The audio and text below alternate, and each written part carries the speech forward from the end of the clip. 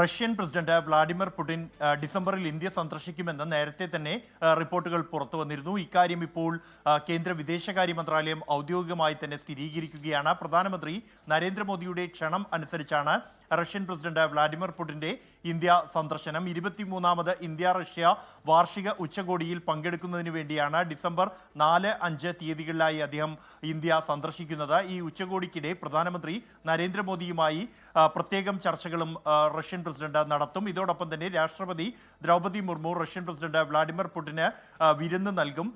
ഈ റഷ്യയിൽ നിന്നും ഇന്ത്യ എണ്ണ ഇറക്കുമതി ചെയ്യുന്നതിന് US പിഴത്തീരുവ ഏർപ്പെടുത്തിയ ഒരു പശ്ചാത്തലത്തിൽ കൂടിയാണ് ഈ സന്ദർശനം.